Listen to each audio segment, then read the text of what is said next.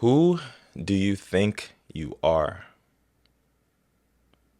Really, think about it. Who do you really think you are? Because who you believe that you are, aka your identity with yourself, is what is going to either make you or break you.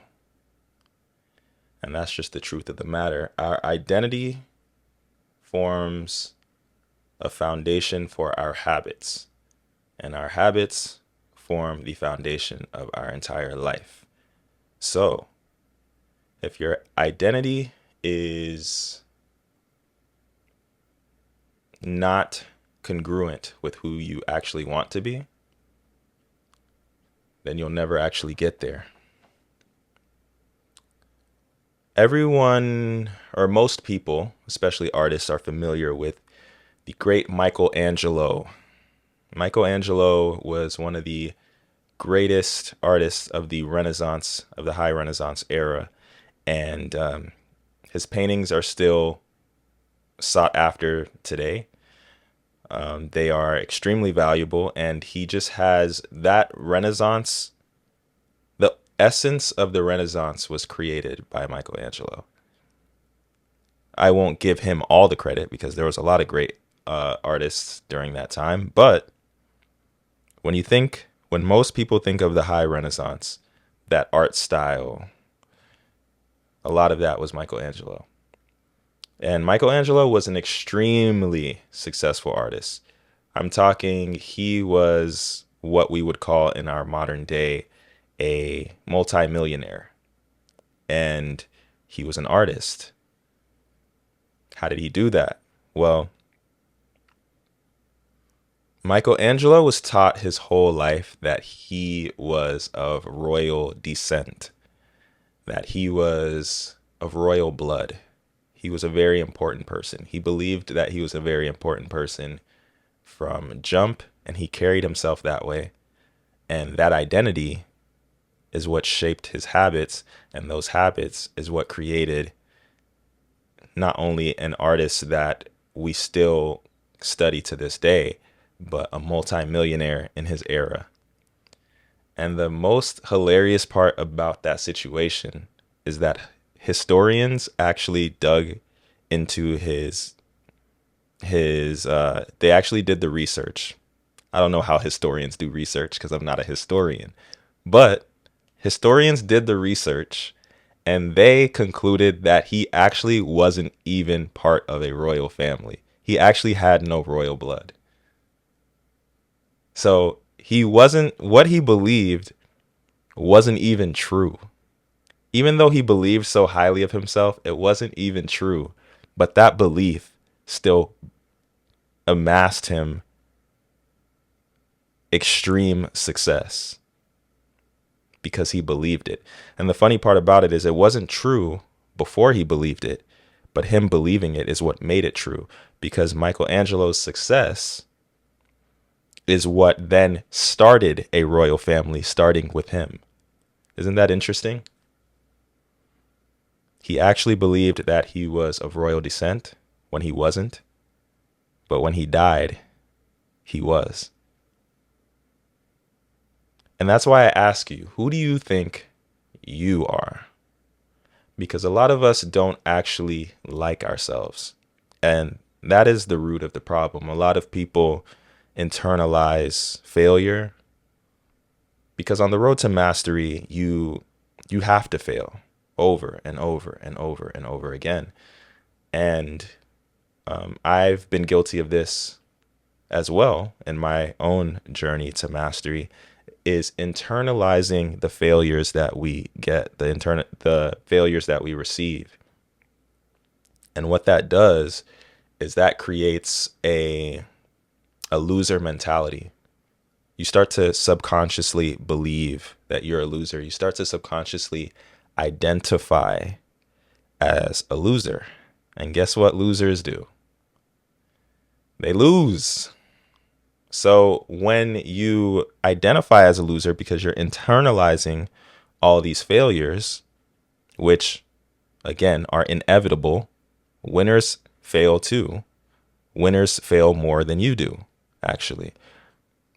Winners only win because they've failed more. Masters are only masters because they have failed more times than the novice.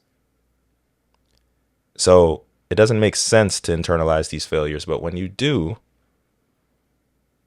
you become someone who is expecting to fail in the most wrong way possible, because there's a right way to expect to fail and there's a wrong way to expect to fail.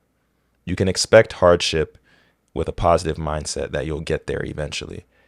But when you internalize failure and you identify as a loser, you're expecting to lose forever. And what we believe about ourselves has a funny way of always coming true. Like the great artist Michelangelo, what he believed about himself, it wasn't true in the beginning, but it eventually became true because of how he carried himself. So let me tell you about how I changed my identity from internalizing failures and feeling like a slow learner and a loser to what my identity is now. So when I realized back in my younger days that it seemed as if I learned slower than most people, I didn't, even though like I identified as a slow learner, I didn't allow that to detract me from still wanting to be good at things. And the thing is, I wanted to be good at so many things. I still want to be great at many things to this day. And so I started researching how to learn. And in doing that, it actually started with a Google search where I asked Google why I learn so slow. That was how it started. And when I made that Google search, a bunch of resources popped up, and I started realizing that there's actually a science behind learning. There's actually a way to approach new tasks, and there's actually a way to learn faster. And that is when I became obsessed with optimization, because there's actually an optimal way to learn. Learning itself is a skill. We learn skills, but the skill of learning is also a skill.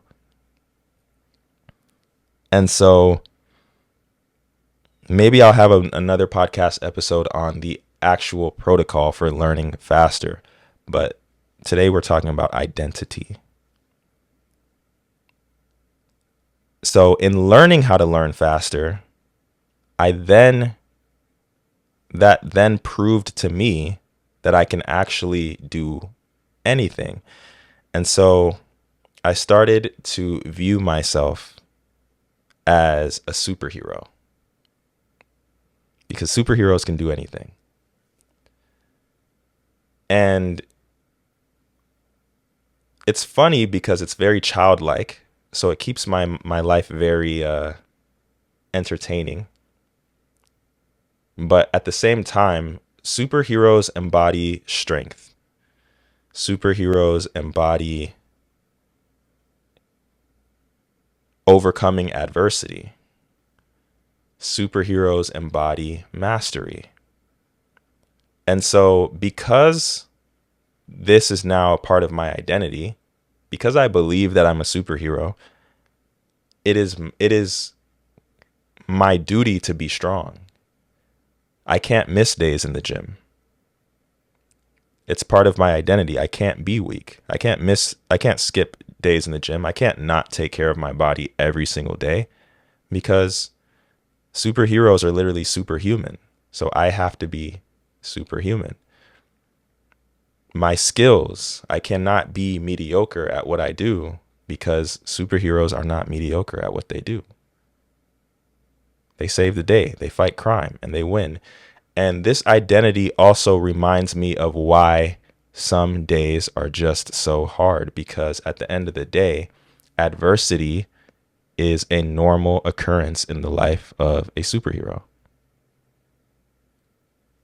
Adversity is just a normal occurrence in the life of a superhero. So when I'm struggling or things are hard or I might be a little bit stressed, it doesn't overcome me because to me it's normal and it's just another villain to be defeated.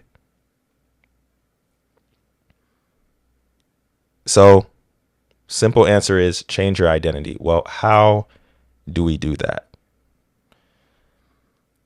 The way to change your identity is you must first declare your new identity.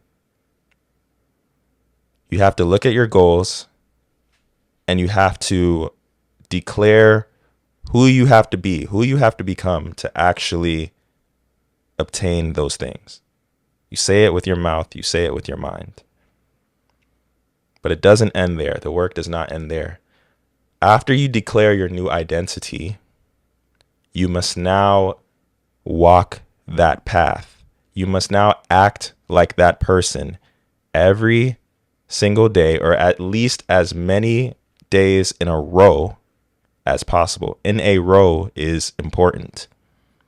As many days in a row as possible. So if you identify as a healthy individual, then you need to eat healthy consistently for as many days in a row as possible.